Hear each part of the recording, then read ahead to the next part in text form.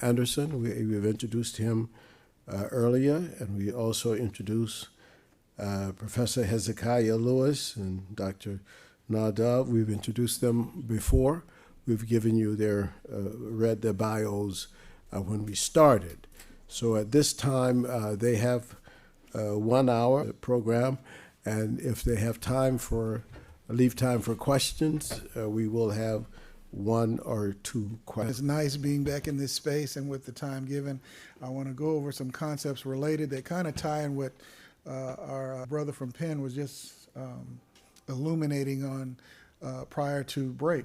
And the topic that I've put together for this, I'm talking about ancestral intelligence meets artificial intelligence, and then crafting an Afrocentric narrative.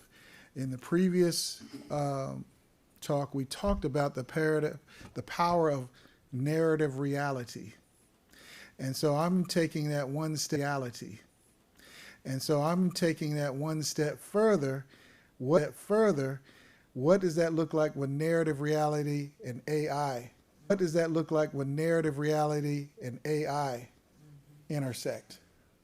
And the reason that's important, because when we're talking about African languages, out of the 1,500 African languages in existence, roughly only 50 of them have even been adapted to algorithms. I think a lot of the code is 1% Arabic. Only 50 out of the 1,500 African languages have been adapted towards artificial intelligence. And if we're talking about the connection between language, symbols, and semiotics, that's everything. That means much of the world has put their narrative reality construction in terms of Western hands, in terms of how artificial intelligence is developed. Mm-hmm. So that artificial intelligence, our reality, will have the power to shape reality. And our scholars out there like Ruha Benjamin and others that are talking about, hey, there's this danger on the horizon related to artificial intelligence. The recent or ongoing war of Ukraine is probably going to be remembered as the first war where artificial intelligence, drone warfare became a very important factor. And the construction of narrow reality is even hurting the Europeans themselves.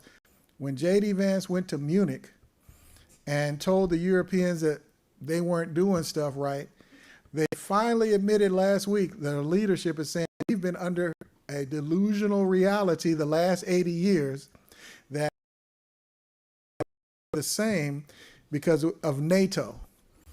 And the current administration have disabused that of that notion. So now it's like they're going back and we're trying to become the new imperialists again by going and get Greenland and taking the Panama Canal and all these other kind of things. And they're going to use AI to pursue this. They're already using AI to go on people's social media to see what is on it to determine whether they can have a job or not, or whether they should be kicked out of the country. So AI is already a part of the construction of political reality right now in the country. And the European, the technology we use is all American. So we're at the mercy of the Americans as it relates to technology. And as a gentleman named Vera Falkus talks about, we are not even doing capitalism anymore. We're doing techno-feudalism, because capitalism has traditionally required markets and profits. When you don't have a market or a profit anymore, that's not capitalism anymore. So they don't know what to do. And however, the silver lining is this new world order or multipolar world gives us an opportunity to revisit ancestral intelligence, to repurpose what our ancestors understood quite thoroughly and they tried to erase from our memory, and how do we go back in a Sankofa way and bring it forward at the present moment and then craft a way into the future. And that's when I get into Afrofuturism. That's why I always tell people, you can't do Afrofuturism without Afrocentricity. Okay? That's like peanut butter jelly sandwich. You have to have both of them, because Afrocentricity is giving us agency and location. And then Afrofuturism gives you the lenses to look into the horizon, or as the first graduate, the Department of Africology said, as futurologists, it gives people of African descent the ability to gaze beyond the next century. And he was saying this before Mark Derry even came up with the word. The Afrofuturist was already being conducted from an Afrocentric perspective at Temple with the Temple Circle. So that was going on when this other guy crafted the word, which I have no problem with him using that word because he provided the content. So you cannot do Afrofuturism without Afrocentricity. And that's where the battle is now, where some people now that were over in cultural studies or Western feminists are trying to do it. I said, no, you cannot talk about a black future using a Western paradigm. That's right. It's impossible. That's right. Because that goes back into then the. That's right. Okay. So, Afrofuturism is how people of African descent locate themselves in the future with agency. It's not enough as a artist came up and said there are black people in the future. That's not telling them what condition are they going to be in or how many will be there. Just saying I'm in the future is not telling me whether I'm back in some type of, or have we gone back to Babylon or some kind of enslavement. I don't know if we're acting with agency in the future. So now, when you're tapping into the ancestral intelligence, when I think of if we had a time machine, and I remember something Toni Morrison, I think, said the same thing. If the Africans had discovered Europe first, they probably would have tried to hide from them. And it might have been a different reaction. The same way with the indigenous people here, when they saw them pull up in ships, they probably would have tried to hide from them, to get away from the diseases and whatnot, but they didn't know what they were bringing with them. So so adapting to this new technology, that's why I'm telling our people, don't be afraid of it. To tell people of African descent, don't have nothing to do with AI, is the same as telling, say, I wish of somebody like Shaka Zulu could have had access to a Gatling gun. Okay, it's all about how you use it, not the technology itself. That's right. Your ethics will determine how you use the technology. That's why people like Alondra Nelson is talking about AI ethics. And that's why even the European Union is ahead of America in terms of AI ethics. So the challenge for our Afrocentric scholars is two things. What does an Afrocentric set of ethics tied to Ma'at look like in relation to AI? Because the other side, they're going back and drawing upon their ancestral stuff. Their stuff started with the Greeks. And our stuff predates. So what is the Afrocentric ethic regarding the use of this technology?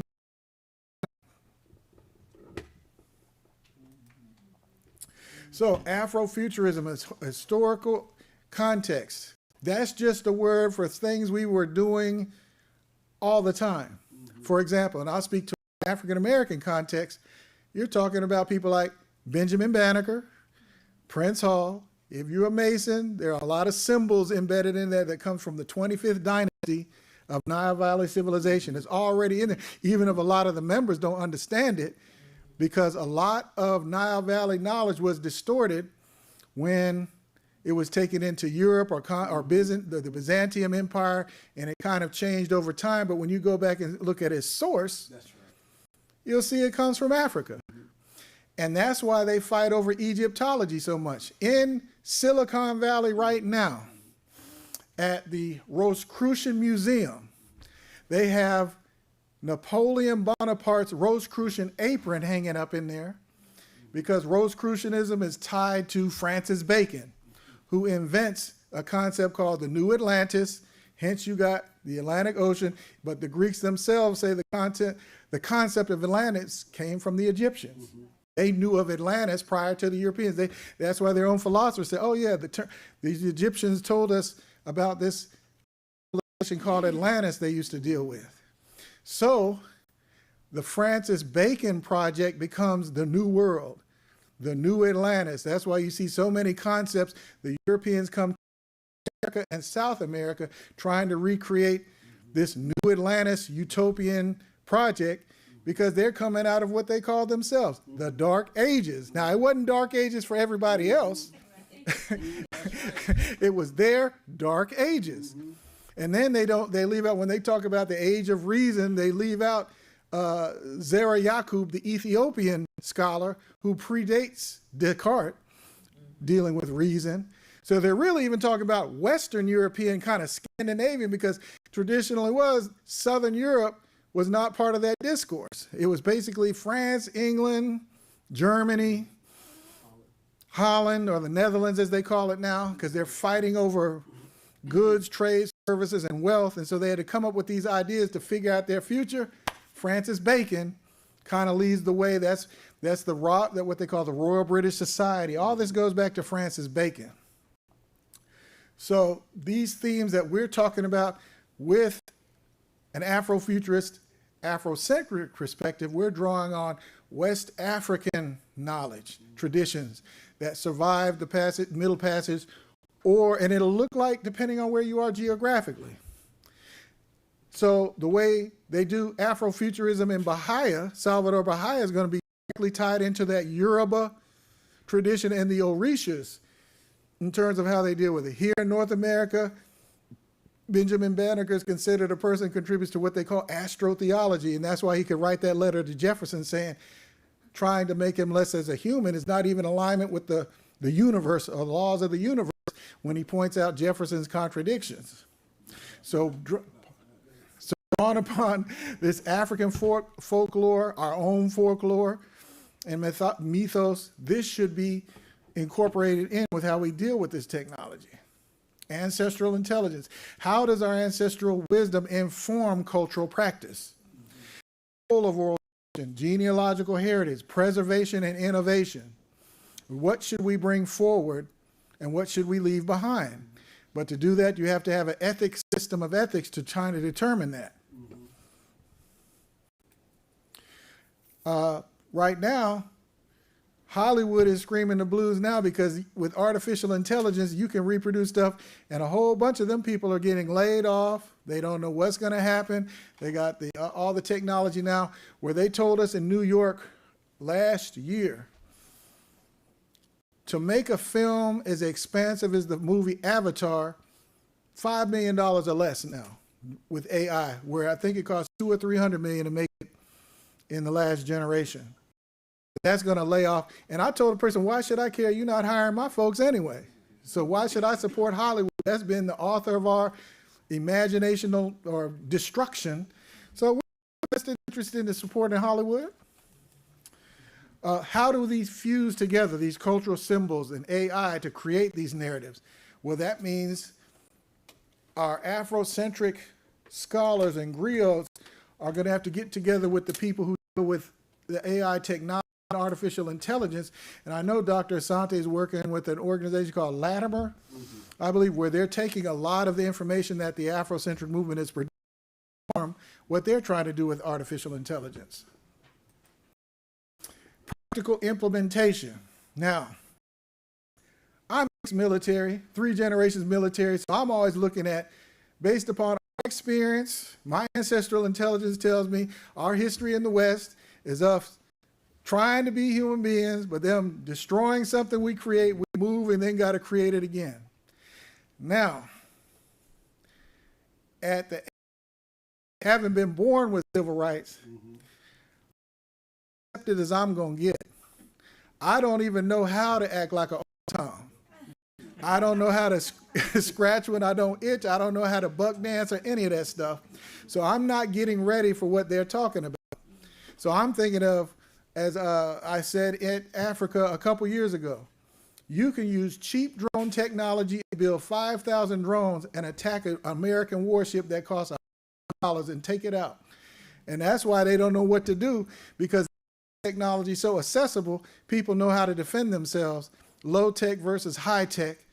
I think a lot, don't look at our neighborhoods as isolated ghettos. How do you become a smart neighborhood? In terms of developing an app that tells me, oh, you're not supposed to go shop at Target. You're not supposed to go shop at McDonald's. You're not supposed to do any of these other things. And withdraw, that would be called strategic non-cooperation. And then we call it that. We know that from the Montgomery bus boycott was Black Uber, where they had to ride share. They share, didn't they? Instead of using the bus, and then people were crying over the money they lost. That's ancestral intelligence. Having your own this, using the technology available.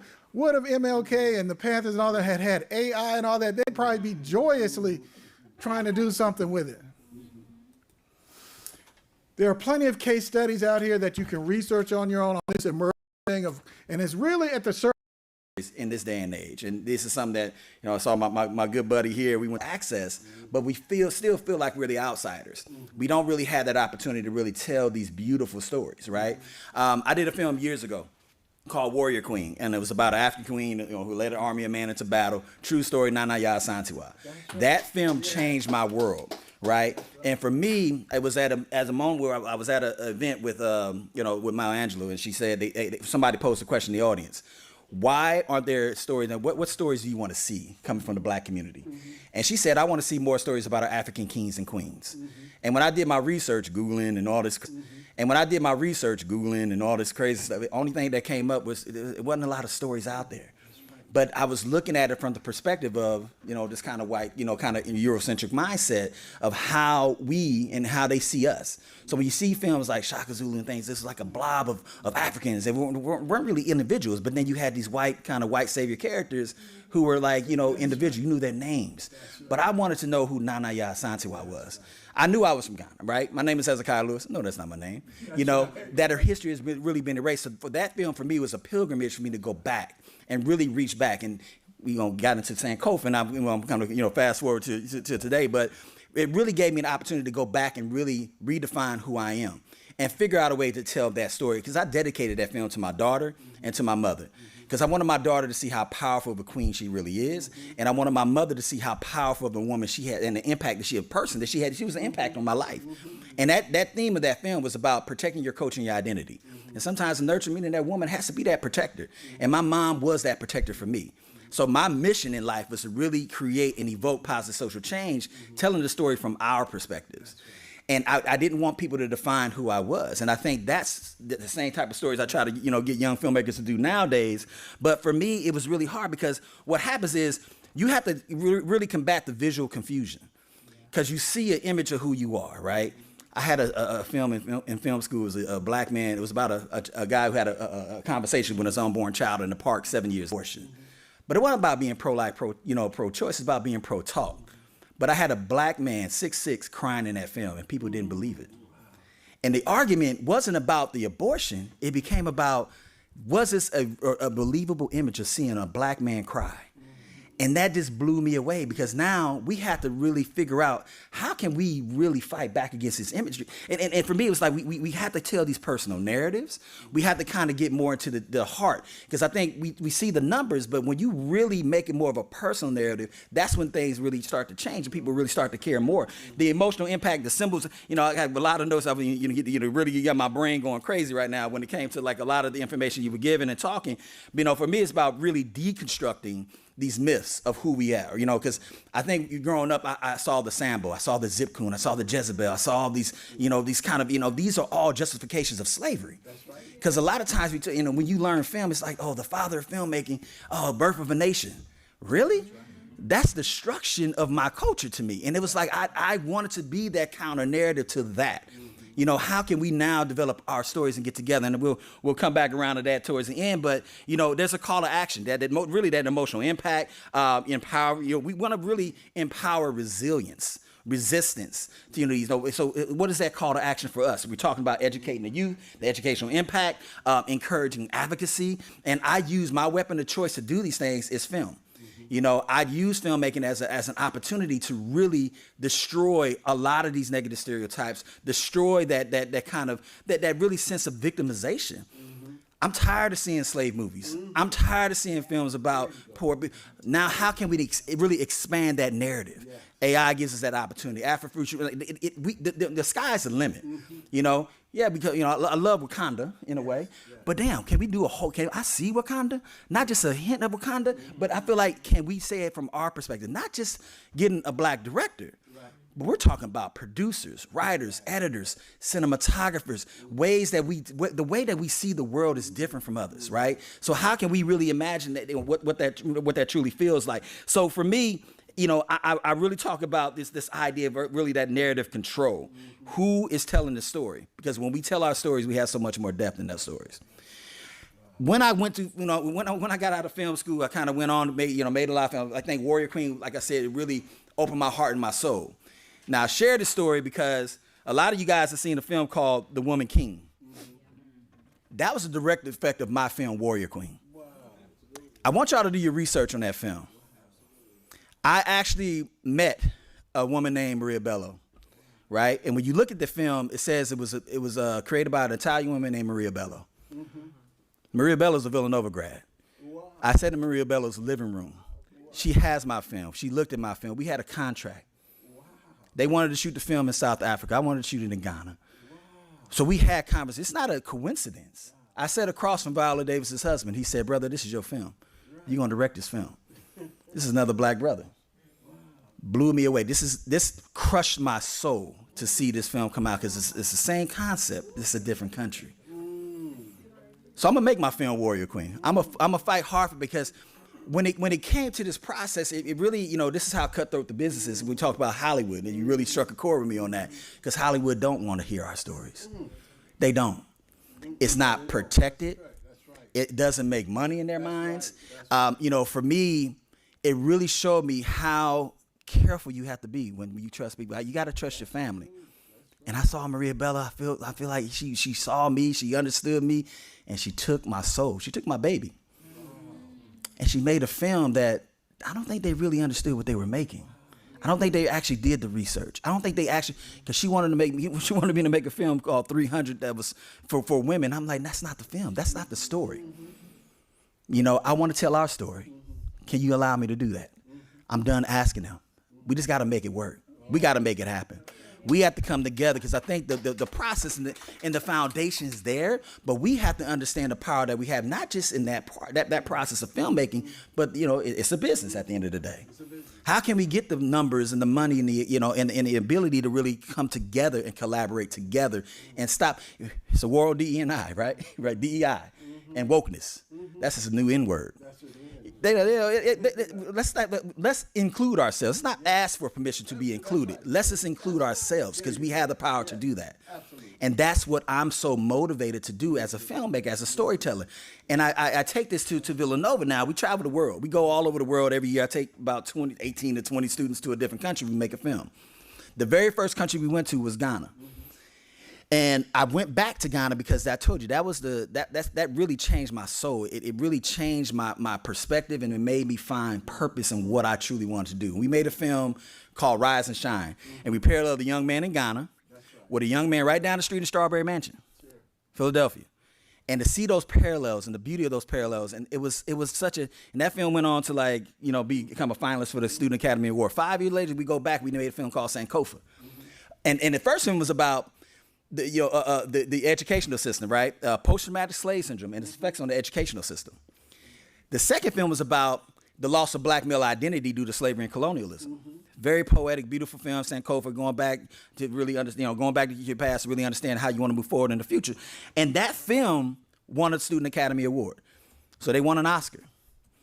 I'm still in the trenches in Tanzania on the next film while my family, all my friends are out there getting the award because there's more work to be done. It's not about the accolades because I think when people really truly hear and feel our stories, they understand the power that we have.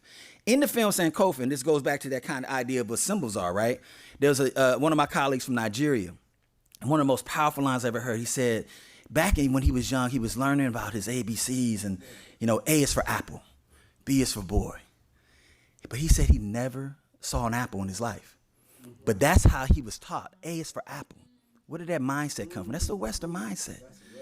That's them. And his vision wasn't just to learn how to pronounce A. He wanted to go to America. He wanted to taste that apple. He didn't have the option. And that was one line in that whole film that just impacted me so much because this is what I'm talking about when it comes to exchange of culture. I feel like the future is it's a wild, wild west right now. We can exchange culture through telling stories to each other and going to these places and really engaging because apple, is that there's so much more fruits and vegetables. I mean, somebody was talking about the nutrition. I mean, there's the foods in Ghana outweigh the chemicals we have here. So why would you want to come here? It blew my mind that was their motivation. You know, and it's always that mindset, White is right. Like we always talking about moving, going to good schools or moving. It's like when I go to Ghana, I feel free. Mm-hmm. But no one tells those stories. They hide that from us. They hide that from us. I took my students, when I go to these places, I mean, I don't travel normal.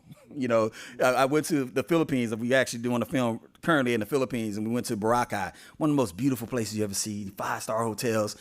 And I'm on the beach. I'm having a blast. I'm all right. My son's with me, and I see these little black kids walk by with backpacks. I'm like, what the hell? And they speak in another language. I'm like, who is that? And the tour guy's like, oh, that's the Ati. I said, the Ati? And come to find out, this is a story that no one would tell you because they don't want to interrupt your vacation. But as we on vacation, you are literally, they're right down the street, literally 10-minute walk. There's a community of Ati, Afro-Indigenous folks who were the first people on that land being suffocated by me enjoying that beach. So what I said, no, we got to tell these stories, y'all. We got to tell these stories, y'all. There's a story right down the street, Southamptons. You know, I've been to Southamptons, 1%ers, Shinnecock, blacker than everybody in this room. We got to tell that story. We're paralleling those stories. We're talking about the universality of what these stories are. That's the future of storytelling. We have to figure out and tell and rewrite. And I tell my students all the time, we have to unlearn what we have learned. I'm sorry. You have to unlearn what you have learned. Because in our communities, in our society, I didn't even know what, my son has been to over 15 different countries now. When I saw a young man one time when I was making a film in LA for this kind of crump dance competition, he said he wanted to go to Africa. I said, what are your thoughts about Africa? He said, oh, it's a big country and they got a lot of AIDS. That's what motivates me to really educate these youth using film. Like I said, my weapon of choice is film. I'm a very visual thinker. I love telling stories, but I feel like we have to now engage as a community. I saw an image that he had up here earlier, this Afro-future. I was like, that, right? Oh my God, there's a story within that moment. There's power in those images. We have to figure out a way to really engage. And for me, this kind of, I know we gotta. I'm keeping my time here. I really want to think about. We have to have authenticity in really who represents us. And this is my call to action to everybody sitting in this room. We have to be authentic, storytellers. We have to reframe the visual language, which I think is happening. This AI is great. Yes, a lot of jobs are being taken, but it can never take that sense of creativity and downright body and soul storytelling. That's what I love AI because it helps me. If somebody has to transcribe some things, those jobs are gone, but the creativity, the foundation, the heartbeat, the power of story will never die. AI is going to help us enhance it, but now let's see how we can expedite that, but also really thinking about expanding the narrative is my biggest, like anything we could take out of this conversation. We have to expand those narratives. Slave stories are great. Hood stories are great, but there's beauty. And let's start talking and tell more stories about our African kings and queens. Let's have them have the authentic voice. Let's have them be the savior. Let's get out of that white savior mindset, and we got to have this actor in there or this named actor in there because they're going to bring the money. They're going to bring the buck. Let's figure out how we can come together and fund and really figure out how we can finance our true authentic story. And I leave you with this. I'm very passionate about what I do. I love this process. I'm really excited to be in these spaces once again. And when we think about who's behind even that AI technology, it ain't us writing those codes at times. So we got to figure out how we gonna get behind those scenes too. But y'all never forget where y'all came from. But please be open to where we're going. I think the sky's the limit when it comes to storytelling. All right. Thank y'all. Thank you, George. Thank you.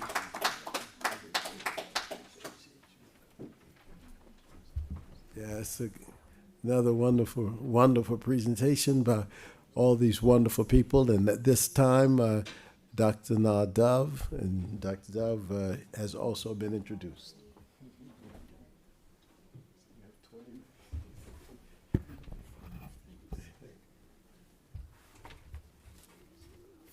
It's wonderful to be here. Thank you very much for the honour of allowing me to speak for a moment. I'm going to just look at Dr. Ridley's work again, just to, bring together many of the things that we've been talking about in this particular session. And he was a Diopian theorist, which I proudly have the honour of saying I am too. And he thought that there was a need for symptomatic... Oh, I thought it might push all the keys or something. Okay. There is a need for a symptomatic thought process. It replaces symbolic behaviour pattern, which is based on the fear. He's looking at the beginning of humanity, and as Dr. Almanor had mentioned, it's as if there are two cradles inside the brain, and he's seeing that symbols are the time when the problem occurred, and it came out of the fear of the other or the unknown. But prior to that, the brain was looked at as though it was connected to everything, including, all parts of the body through the spine. And he's saying that we need to get back to understanding that the brain can be treated in relation to the whole body, and that the symptomatic thoughts that came from fear is really based on trying to control what one does not know. So in order to get well, we need to be able to treat ourselves and take time to actually do that and be introspective,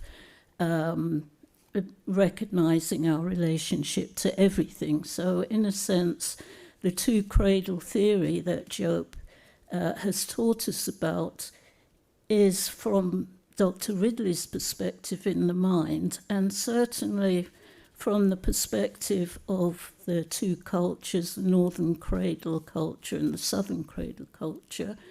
What we can, if we align ourselves with that type of thinking, what we can say about the mind is that the southern cradle, which began in Africa when we were not fearful of anything, where we built respect and relationships and harmonious situations in connection to nature and ourselves as human beings, is where we can maybe say African matriarchy, balance between women and men and so on and so forth. And the later development of the other cradle, which is the one that really produces the idea of the symbolisms as a way of controlling everything, came out of the northern cradle, which creates the first hierarchy, the domination of the woman.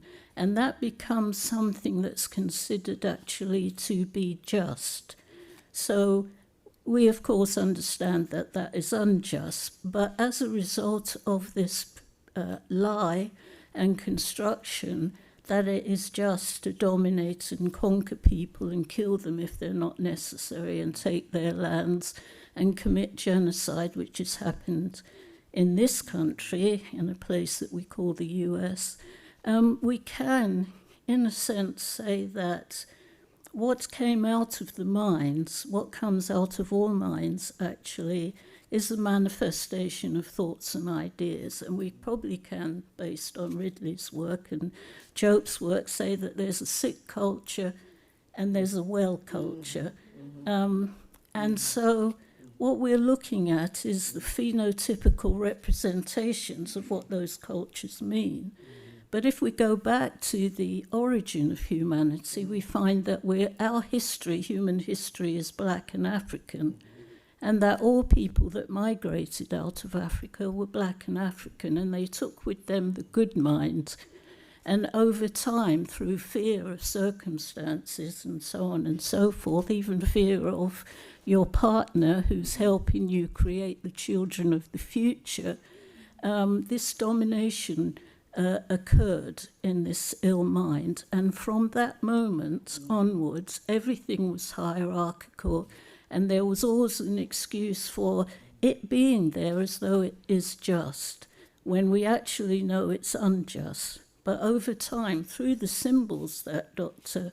Ridley talks about, we have made adjustments to use symbols to guide us. And of course, it's interesting because we're reading Dr. Ridley's work, and we know that symbols, the first symbols of writing and so on, came from the ancients in their paintings of who they were and so on. And then it was codified in Kemet, thousands of years ago. But these symbols were related to the nature and the goodness and justice and the idea of who we could become. But the symbols that we look at now, called writing, are full of lies and hypocrisy. And what we have to recognize is that they are culturally oriented, just as AI is culturally oriented to those who have conquered the world and try to act as if they're there because they're good, and we're not there because we're bad. But everybody doesn't believe these things, so we have to be careful to be able to see culture as very, very specific to human behavior. And we have to be able to see that we're all under the domination of a culture that is trying to say who we are and create our identities. But the thing is that there are some of us who can see through that, like Dr. Ridley and all the people that we know about who've developed ideas antithetical to these strange beliefs. But there are some of us that are taken in by it. So, whilst we can focus on Africa as the origin of humanity, we also have to recognize that some of us, as Africans, chose a different route, chose to forget our ancestors, chose to dominate others, and chose another path. But we all didn't choose that, and we all don't recognize ourselves as Africans, and we all are in this sort of quagmire at the moment, and we're trying to identify ourselves through a cultural orientation that says how you behave, how you think, how you act shows who you are culturally. And that is the biggest thing that we have to look at, because that's the difference among us. That's the biggest difference among us, is how we think and how we behave and what we produce in the world.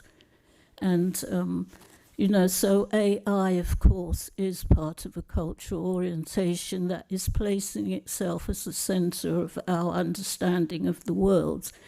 And it is true to say that we are in there and we can take that, but we have to recognize how careful we need to be, because we need to be clear culturally about who we are. And, which means that there'll be intersections of different people who believe in the same culture. And it's much broader sometimes than we think. But of course, African people were the teachers of the world and continue to be so. And this will come to pass because we cannot hold back the tide. So, is that it? Yeah.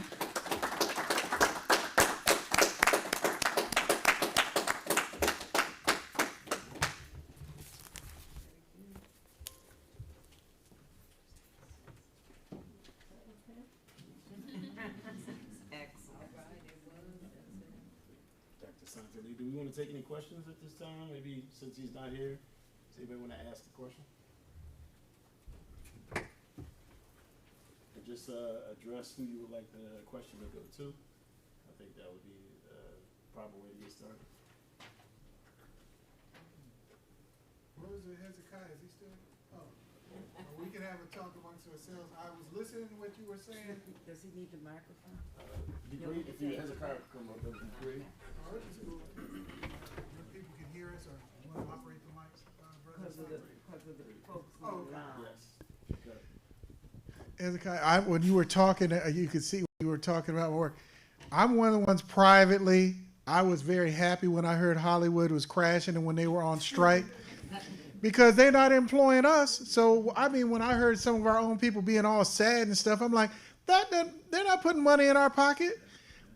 I looked at it as an opening, an opportunity to have our own industry, to circulate resources, technology, whatever. I was hoping maybe Black Hollywood gets with Nollywood and have their own thing, rather than trying to be accepted. And that's the problem why I love Afrocentricity. I don't know how to be accepted by people that don't respect me. That's why I told people, this other entertainer is a filmmaker, I said, you know what you're really mad about? Is because they let you down. Because you had these high expectations of these strangers to give you an opportunity that you could, if you spent more time creating it for yourself, you'd be much further along and more psychologically healthy. And so that's where the work you did. I love that part of AI. I mean, soon you'll be able to make a film like Avatar for $1 million. That's like on 1 or 2 Kickstarters, where we can make a first-class film, circulator. Look, I have a film. If you go online now and Google Underneath, that's a film that me and a bunch of young cats produced under maybe what? It wasn't expensive, and it is going to be. We're putting it online for free in May, just to grow the ecosystem. Like the way we used to do hip hop in the 80s, putting our mixtapes. You know how the people used to go through the barber shops selling stuff and make more money than somebody that was getting a salary. And so that's where we're back to those days doing that. So that's where I can't wait to see what people like you, when you all get the right AI and the right network to distribute it, I think it's going to really do well for you. Thank you. And I think you brought up a good point about, it really is about that sense of distribution, right? Because not only the stories not being told, but it's also the gatekeepers to help you get to that next stage. I mean, I literally just got off the red eye. Got here like 2 hours ago. I was in LA. I take students to LA every year. We go through this program called Villanova on Set. So I'm in these rooms with all these executives, and they're talking about the fear of Hollywood. It's upside down right now. And like you said, I think that's a golden opportunity for folks to kind of come in. There's places like Macro, you got them out doing great work. Having representation. There's no way that you can make a film, in Hollywood or whatever you want to call it, without a sense of representation. But I was also looking at, when I was in Ghana, they feared Nigerian films. Like they were like, oh my God. It was like Nollywood. That was like the 3rd largest market in China and the United States. And I'm like, well, where the hell can I watch these movies? They sell them out the trunk of their cars. I mean, it's DVDs. It's like it was to me while I was sitting there, and so we spoke to them and told them how we were doing in this wonderful session, and all day, and that tomorrow at 4:00 we will also be live streaming and also have an audience here for Dr. Kimani Nehusi, who is one of the outstanding Egyptologists or chematologists, he calls himself, in the United States. He'll be speaking at 4:00 here on the classical foundations of African civilization and culture. He is